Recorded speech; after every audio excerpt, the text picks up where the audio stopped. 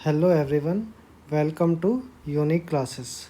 तो चलिए, आज का हमारा जो टॉपिक है वो इरेशनल नंबर है, जो क्लास 10th का मोस्ट इम्पोर्टेंट टॉपिक है। इस टॉपिक से हर साल लगभग क्वेश्चन आपका पूछा ही जाता है कि इरेशनल नंबर प्रूफ करने के लिए।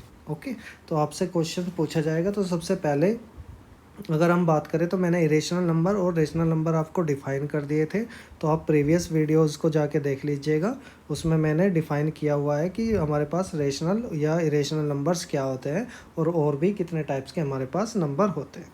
तो इरेशनल नंबर की बात करें तो जैसे आप सभी को पता ही है कि इरेशनल नंबर को हम दो बातों से डिफ़ाइन कर सकते हैं। पहला क्या, कि इरेशनल नंबर को हम p/q की फॉर्म में नहीं लिख सकते। ओके, तो does not right in p/q form. Okay, दूसरा हमको क्या पता है कि जो q होता है वो डज नॉट इक्वल टू किसके होता है, 0 के होता है। तो फॉर एग्ज़ाम्पल अगर हम लोग बात करें तो जितने भी मेरे पास क्या होते हैं, रूट वाले नंबर होते हैं, √2, √3, √5, √7। ओके, तो ये सारे नंबर्स हमारे कैसे होते हैं, इरेशनल नंबर होते हैं। ओके, तो अब इरेशनल नंबर की अगर हम बात करें तो हमारे पास ये हो गए। दूसरा हमको क्या ध्यान रखना है, एक वर्ड इसमें आता है प्राइम नंबर,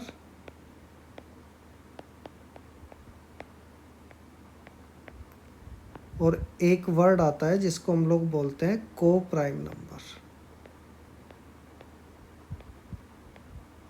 तो जब तक हमें इन तीन वर्ड्स का मतलब नहीं पता लगेगा, एक आपका क्या होता है, फैक्टर। ठीक है, तो जब तक हमें इन तीन वर्ड्स का नहीं पता होगा ये क्वेश्चन हमारी समझ में नहीं आएगा।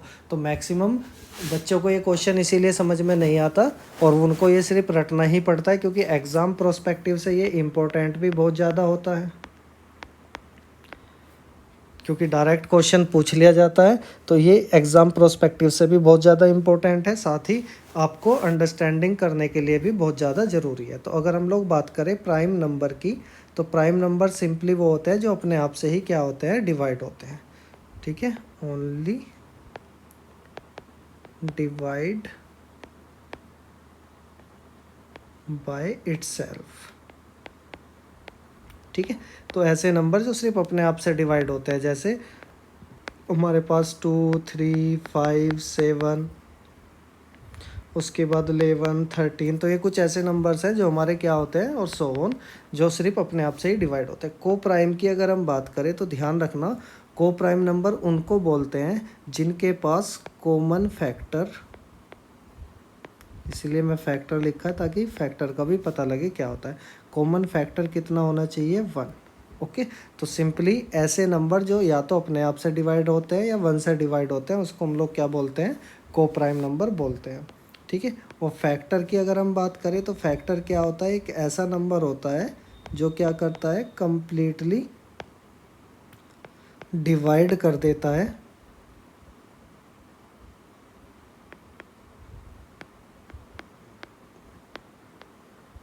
नंबर को। ठीक है, तो किसी भी नंबर को जो कम्प्लीटली डिवाइड कर देता है वो नंबर आपका क्या कहलाता है, फैक्टर कहलाता है। और ये फैक्टर, जैसे कि हम लोगों ने प्रीवियस वीडियोस में भी देखा है कि ये फैक्टर ऑलवेज कैसा होता है, प्राइम फैक्टर ही होता है, यानी कि प्राइम नंबर ही हमारे क्या होते हैं, फैक्टर्स होते हैं। चलिए, तो इतना समझ में आया। तो आपको ये तीन बातें ध्यान रखनी है, प्राइम नंबर क्या होता है, को प्राइम क्या होता है, और फैक्टर क्या होता है। अच्छे से क्लैरिटी आनी चाहिए, और इरेशनल नंबर भी समझ में आना चाहिए कि इरेशनल नंबर होता क्या है। ठीक है, तो सिंपली अगर मेरे को क्या करना है कि कोई भी इरेशनल नंबर है मेरे पास,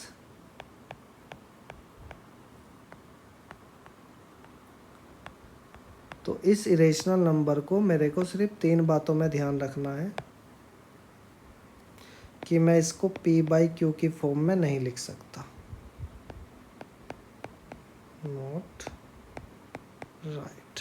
ओके, दूसरा मेरे को क्या ध्यान रखना है कि जो इरेशनल नंबर होते हैं उनको क्या नहीं किया जाता, can not be divided completely, उनको हम लोग क्या नहीं कर सकते, कंप्लीटली डिवाइड नहीं कर सकते। डन। और अगर हम लोग बात करें तो इनके पास क्या होता है कि जो प्राइम नंबर्स होते हैं ये क्या होते हैं, कैन नॉट बी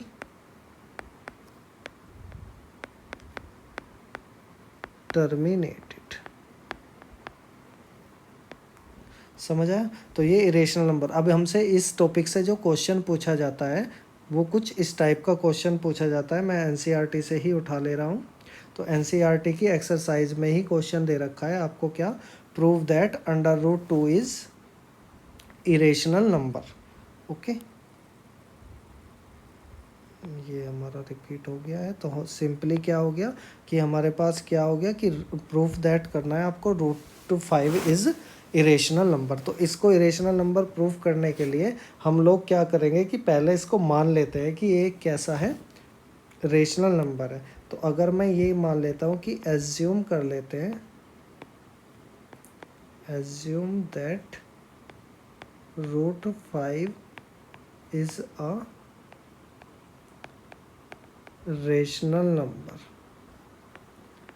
तो अगर मैं रूट 5 को क्या मान लेता हूँ, एक रेशनल नंबर मान लेता हूँ, तो इसको मैं, क्योंकि रेशनल नंबर हमारे क्या होते हैं जिनको पी बाई क्यू की फॉर्म में लिख सकते हैं, तो हम इसको क्या कर सकते हैं, पी बाई क्यू की फॉर्म में लिख सकते हैं। तो यहाँ पर पी बाई क्यू हम यूज़ कर सकते हैं। तो assume that under root 5 is a rational number. Okay, तो क्या कर सकते हैं हम, so that we can write it in p by q form. ठीक है, जहाँ पर हमारे पास क्या होगा, where p and q are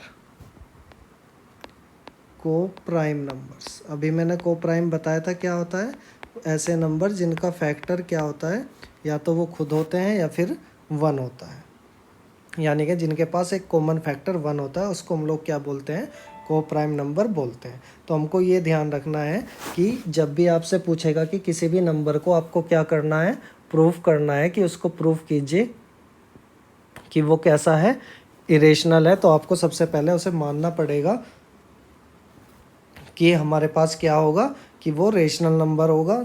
ठीक है, और फिर उसको हम पी बाई क्यू की फॉर्म में भी लिख सकते हैं, और जहाँ पे पी और क्यू हमारे पास क्या हो गया, को प्राइम। तो ये स्टेटमेंट हम लोगों को देना पड़ेगा। तो जब मैंने अंडर रूट 5 को क्या मान लिया,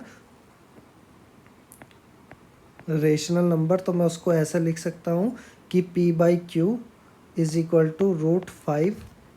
ठीक है, या फिर हम लोग लिख सकते हैं p is equal to root 5, क्योंकि क्यू इधर डिवाइड कर रहा है तो इधर जाके वो क्या करेगा, multiplication.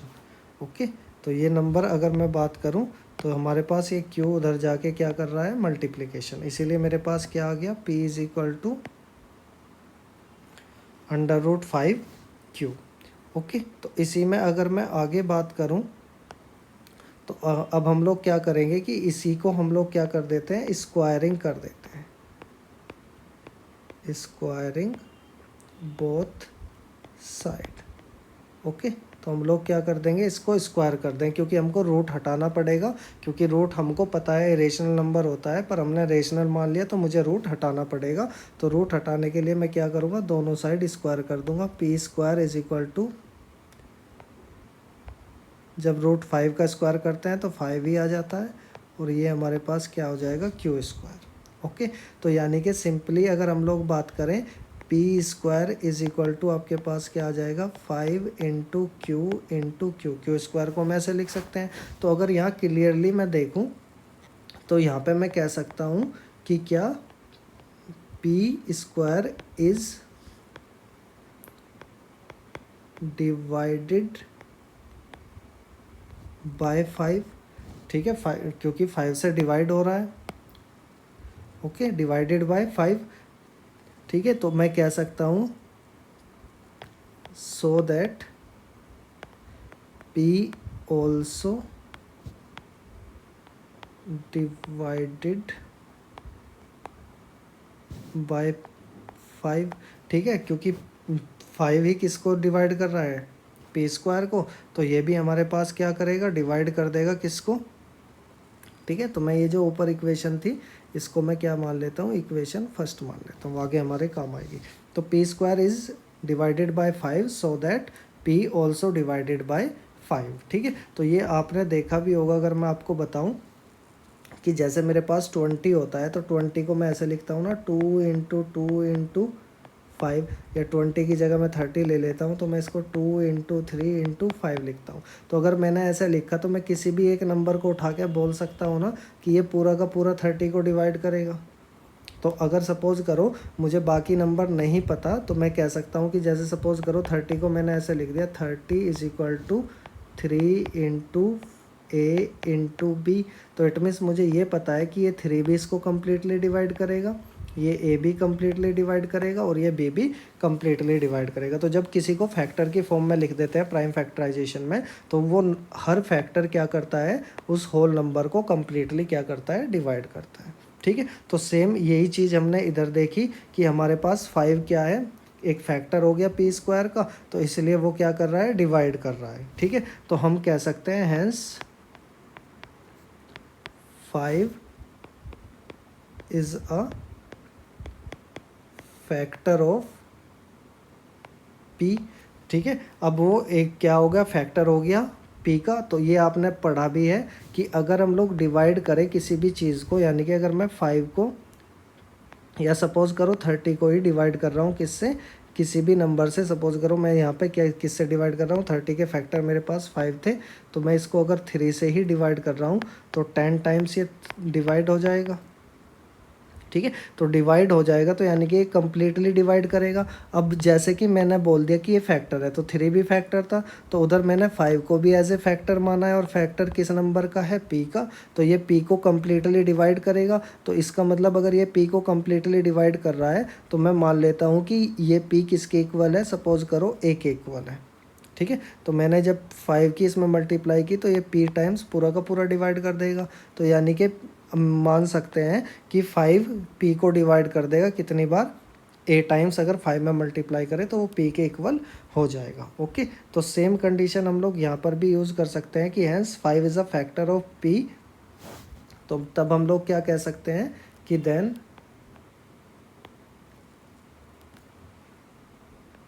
5 divided p by a times. ठीक है।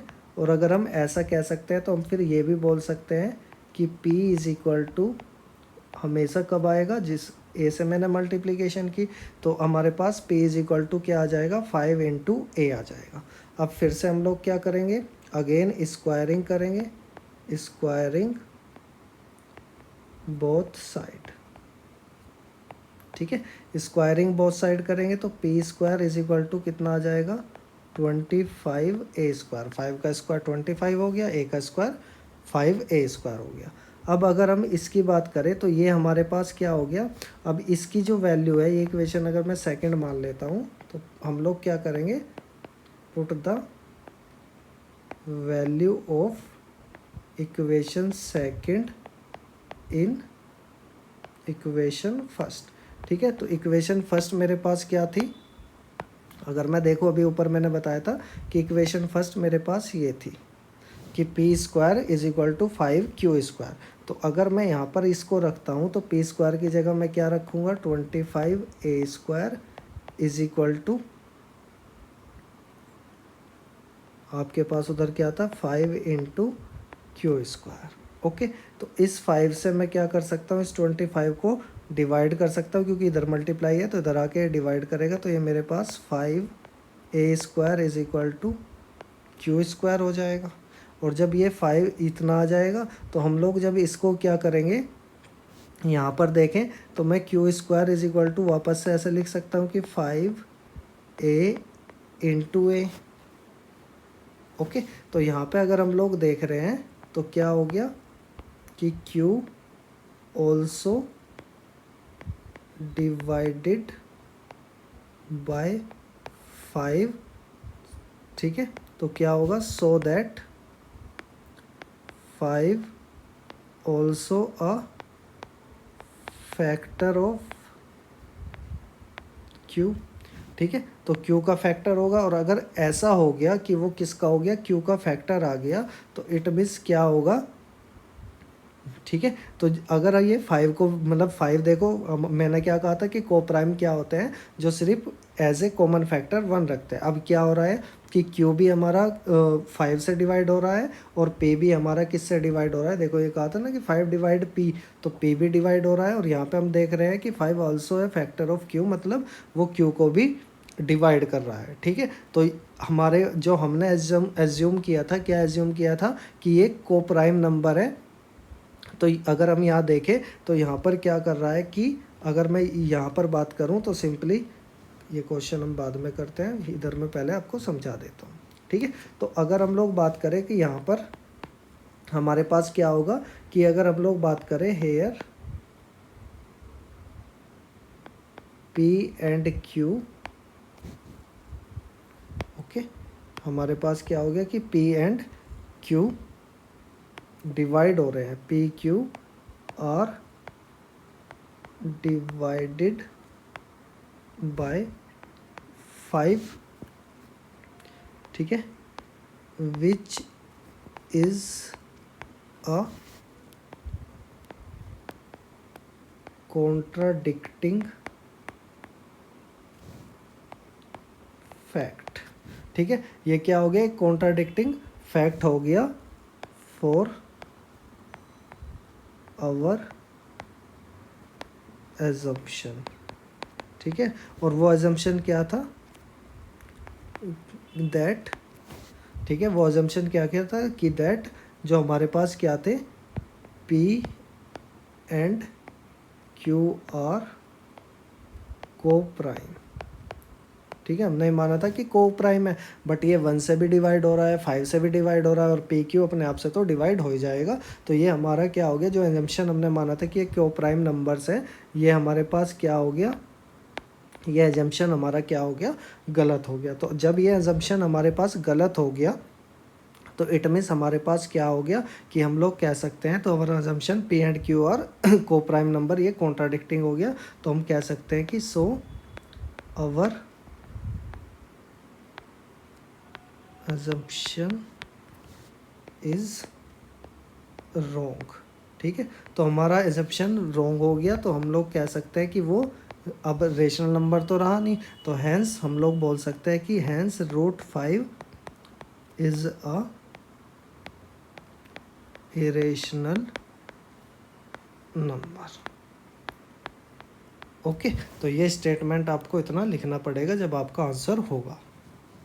तो एक बार मैं वापस से आप लोगों को ये चीज़ें समझा देता हूँ क्या क्या हम लोगों ने इसमें किया। तो एक्चुअली में अगर हमारे पास क्या था कि उसने क्वेश्चन दिया था कि prove that √5 is irrational number. तो जब इरेशनल प्रूफ करना होता है तो हम लोग क्या कर लेते हैं, एज्यूम कर लेते हैं कि जो √5 है या कोई भी नंबर वो आपसे बोलेगा, √2 √3 √7, कोई भी नंबर वो आपसे बोले तो आप सिर्फ एज्यूम कर लेना कि √5 इज़ अ इरेशनल नंबर की जगह उसको क्या मान लेना, रेशनल नंबर। तो late assume that √5 is a rational number, ठीक है। अब अगर वो रेशनल नंबर हो गया तो हम लोग उसको किसकी फॉर्म में लिख सकते हैं, p/q की फॉर्म में लिख सकते हैं, जहाँ पे p और q आपके क्या होंगे, को प्राइम। यह चीज़ें हमने मान ली है कि ऐसा होता है।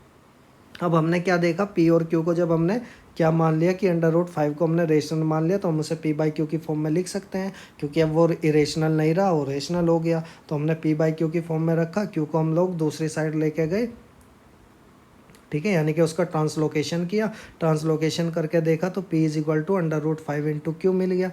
मैंने दोनों साइड स्क्वायर कर दिया तो मुझे क्या मिल गया, p² is equal to 5 into q मिल गया। मैंने थोड़े फैक्टर करके देखे तो देखा कि 5 डिविजिबल हो रहा है किससे, सॉरी, p डिविजिबल हो रहा है किससे, 5 से। तो यानी कि 5 p को कम्प्लीटली डिवाइड कर रहा है, और जब वो कम्प्लीटली डिवाइड कर रहा है तो मैं कह सकता हूँ कि 5 क्या हो गया, मेरा फैक्टर हो गया किसका, p का, ठीक है। जब वो फैक्टर हो गया तो हम लोग कह सकते हैं कि p डिवाइड कर देगा किसको, सॉरी 5 डिवाइड कर देगा p को कितने टाइम्स, हम मान लेते हैं कि वो a टाइम्स डिवाइड हो जाता है। तो हम लोग p के फैक्टर अब लिख सकते हैं, p is equal to 5 multiply a, ठीक है। ये कुछ ऐसा हो गया जैसे हमारे पास डिवाइज़र होता है, डिविडेंट होता है और इधर हमारे पास रिमाइंडर होता है और इधर क्वोशेंट होता है। तो क्वोशेंट क्या करता है, कम्प्लीटली डिवाइड कर देता है इसको। तो सिंपली हम d इज इक्वल टू ऐसे पढ़ते हैं ना कि डिवाइज़र इनटू क्वोशेंट और प्लस आपका क्या, रिमाइंडर। तो हम लोग कुछ ऐसे ही पढ़ते हैं कि ये हमारे पास क्या हो गया r। तो क्योंकि रिमाइंडर बचता नहीं कम्प्लीटली डिवाइड करने पे, तो ये 0 हो जाता है। तो d इज इक्वल टू हमारा क्या हो जाता है, q d इंटू क्यू। अब यहाँ पर d अगर हम लोग p मान लें, क्योंकि ये नंबर हमने क्या माना था, p, और इसको हम लोग डिवाइड किससे कर रहे थे, 5 से, ठीक है। तो और इसको क्वोशेंट को हम लोग q ही मान लेते हैं। तो हमारे पास क्या आ जाएगा, p is equal to 5 into q आ जाएगा। होप अभी आपको समझ में आया होगा कि मैंने 5 इंटू, ठीक है ना, क्यू की जगह, क्योंकि हमने यहाँ पे क्या मान लिया, a, ठीक है, ये a माना हुआ है, तो यानी कि ये हमारे पास a आ जाएगा। ओके, तो ये इस तरीके से आ गया। अब हमने फिर से क्या किया कि स्क्वायरिंग बोथ साइड की, तो p square is equal to 25 a square आ गया। इन दोनों इक्वेशन को इक्वेट कर दिया, वैल्यू पुट कर दी। पुट करने पर मेरे को क्या मिल गया, 25 a square is equal to 5 into q square. 5 से 5 मैंने जब ट्रांसलोकेट करेंगे तो उधर मल्टीप्लिकेशन वाला, इधर क्या करता है, डिवाइड। तो डिवाइड करके 5 ए स्क्वायर हो जाएगा। मैंने फिर से क्यू स्क्वायर के फैक्टर किए, 5 इंटू ए। तो यहाँ पर मुझे क्या दिख रहा है कि 5 ऑल्सो डिवाइडेड कर रहा है किसको, क्यू को। तो 5 क्या हो जाएगा, फैक्टर ऑफ क्यू हो जाएगा। और अगर क्यू फैक्टर हो गया तो यहाँ पर हम देख रहे हैं कि p और q आर डिवाइडेड बाय, ठीक है, 5 से, ठीक है। तो यहाँ पे हम लोग कह सकते हैं कि p और q डिवाइड हो रहे हैं किससे, 5 से, जो कि हमारा कॉन्ट्राडिक्टिंग स्टेटमेंट हो गया है, फैक्ट हो गया for our assumption that p and q are coprime number. Coprime number मतलब जो सिर्फ अपने आप से या 1 से डिवाइड होते हैं। तो यहाँ हम देख रहे हैं कि p या फिर q डिवाइड हो जा रहे हैं 1 से भी, और p और q ही डिवाइड हो जा रहे हैं 5 से भी। तो ये जो इस टाइप का स्टेटमेंट होता है, ये कॉन्ट्राडिक्टिंग मतलब जो हमने माना था उस चीज़ के खिलाफ हम लोगों को बता रहा है कि भाई ऐसा तो हो ही नहीं रहा है, ठीक है। क्योंकि को प्राइम तो 1 से डिवाइड होता है अपने आप से, पर ये तो 5 से भी डिवाइड हो रहे हैं। तो इट मीन्स हमारा एजम्पशन क्या हो गया, रॉन्ग हो गया। और रॉन्ग हो गया तो फिर आपका जो हमने रेशनल माना था वो रेशनल ना रहकर क्या रह जाएगा, इरेशनल नंबर रह जाएगा। ओके, तो होप यू अंडरस्टैंड। चलिए अब ये वाला क्वेश्चन देख लेते हैं, जो सेकंड क्वेश्चन दे रखा है कि prove that three plus root 5 is a rational number. तो आप इसमें बहुत सारे क्वेश्चन अपने आप से बना सकते हो। अगर मैं कहूँ तो आप देख सकते हो कि √2, √3, √5, √7, √6, √11, कोई भी नंबर को आप इरेशनल प्रूफ कर सकते हो। बस करना क्या है कि जहाँ जहाँ मैंने इधर 5 यूज़ किया था, √5, वहाँ आप उसको रिप्लेस कर दोगे, ठीक है ना। जहाँ जहाँ ये रिप्लेस किया है इसको रिप्लेस कर देना है, जो भी नंबर आपसे पूछा गया है, और एज इट इज़ फॉर्मेट आपको यूज़ करना है, ठीक है। तो ये आपके लिए बहुत इंपॉर्टेंट है, ये एग्ज़ाम में पूछा जाता है। मोस्ट रिपीटेड क्वेश्चन है किसका, CBSE क्लास 10th के बोर्ड एग्ज़ाम्स का। तो इसको अच्छे से आप लोगों को प्रैक्टिस कर लेनी है, अच्छे से समझ लेना है कैसे होता है, ठीक है। अब मैं आपको दूसरा क्वेश्चन समझा देता हूँ, जो हमको क्या दे रखा था कि 3 + 2√5 को भी क्या करना है, इज़ इरेशनल नंबर। तो इसको भी अगर इरेशनल नंबर करना है तो बस हमें कुछ नहीं करना है, इसको भी हमको सिंपल वही मान लेना है कि हमारे पास क्या होना चाहिए, लेट यही मान लेना चाहिए कि ये भी क्या हो गया, √3 प्लस ठीक है। ये हमको क्या मान लेना चाहिए कि ये मान लेना चाहिए कि जो 3 + 2√5 है वो भी क्या है, इज़ अ रेशनल नंबर। तो रेशनल नंबर हो गया, ठीक है। तो हम लोग क्या कह सकते हैं, so it can be right in p/q form, ठीक है। तो हम इसको भी p/q की फॉर्म में लिख सकते हैं। तो सिंपली हमारे पास 3 + 2√5 इज इक्वल टू कितना हो गया, p/q। ये 3 इधर जब ट्रांसलोकेट करेंगे, इधर प्लस का है तो उधर चला जाएगा, तो वो कैसा हो जाएगा, p - q, वो हो जाएगा -3, p/q -3। और ऐसे ही ये 2 इधर क्या कर रहा है, मल्टीप्लाई कर रहा है, तो उधर जाके क्या हो जाएगा, डिवाइड। तो 5 इज इक्वल टू क्या हो जाएगा, p/q -3, और ये डिवाइड कर देगा किसको, मैं इसको 1/2 ऐसे लिख सकता हूँ। ठीक है, तो आपको करना क्या है, बस यहाँ पर अब इतना बता देना है कि √5 क्या होता है, इरेशनल नंबर होता है। ठीक है, तो √5 अभी ऊपर देख ही लिया हमने कि इरेशनल नंबर होता है, तो सिंपली ये नंबर किसके इक्वल है, इसके। ठीक है, तो √5 हम लोग यहाँ पे लिख सकते हैं कि √5 is already a irrational number.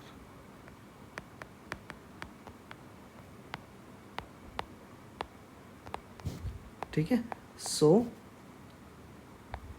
√5 या सिंपली हम इसको √5 ऐसे लिख सकते हैं, √5, सो √5 इज इक्वल टू p/q -3 और इंटू 1/2। ठीक है, hence complete number is also. ठीक है, कैसा हो जाएगा, अगर कंप्लीट नंबर की बात करें तो इज ऑल्सो कैसा हो जाएगा, आपके पास इरेशनल नंबर हो जाएगा।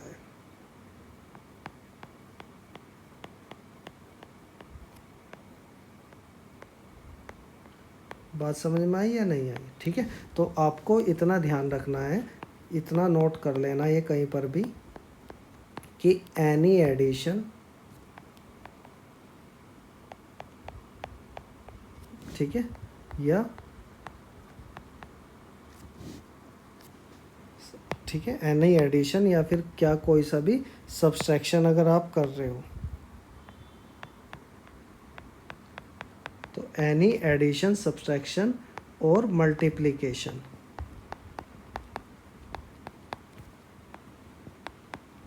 तो कोई भी एडिशन, सब्ट्रैक्शन और मल्टीप्लिकेशन टू इरेशनल नंबर,